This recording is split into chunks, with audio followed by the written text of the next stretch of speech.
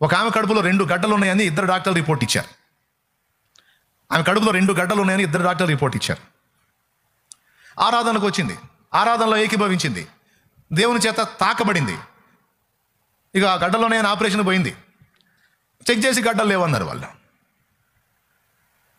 కొంతమంది ఆరాధనలో తాకబడతారు. అలా తాకబడినా లేదా చేతులు ఉంచినప్పుడైనా కార్యం జరిగితే ఆ మహిమను మనం దేవునికి ఆపాదించాలి, కానీ షాలేం రాజుకు ఆపాదించకూడదు. ఎవరికి ఆపాదించకూడదు? షాలేమన్నకు ఆపాదించకూడదు. షాలేమన్న ప్రార్థించాడు, కార్యం జరిగింది. నువ్వు ప్రార్థించినా కార్యం జరిగింది. షాలేమన్న ప్రార్థించాడు, నువ్వు విశ్వాసం ఉంచావు, దేవుడు నిన్ను ముట్టి బాగు చేశాడు. శక్తి దేవుడిది, కార్యం దేవుడిది. ఆరాధనలో నువ్వు తాకబడ్డావు. ఇప్పుడు ఆరాధన ప్రత్యేకంగా జరుగుతూ ఉంది. ఆరాధనలో అనేక మంది బాగుపడతా ఉన్నారు. ఆరాధనలో కొంతమంది స్వస్థత పొందుతున్నారు, దేవుని ఆత్మచేత సంధించబడుతున్నారు, దేవుని శక్తి చేత తాకబడుతున్నారు. వాళ్ళ రిపోర్ట్స్ మారిపోవచ్చు, దేవుడు వాళ్ళని బాగు చేయొచ్చు, వాళ్ళ ఎడల దేవుడు కార్యాలు చేయొచ్చు, వాళ్ళు ఇక్కడ నిలిచి సాక్ష్యం చెప్పొచ్చు.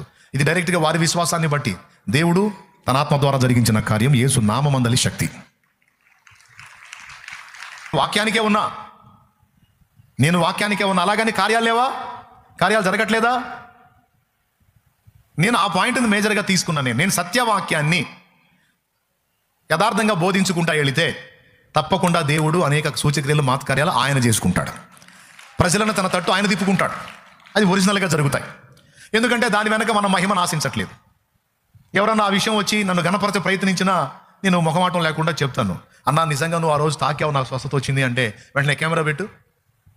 ఆ కెమెరా పెట్టి ఏంది ఇందాక చెప్పావని చెప్పు. అవేం లేవు.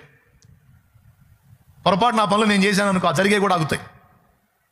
ఎందుకు? ఇక ప్రజలు ఎడు చుట్టం మొదలు పెడతారు, సూచక్రియల కోసం, అద్భుతాల కోసం నాకెళ్ళ చుట్టం మొదలు పెడతారు.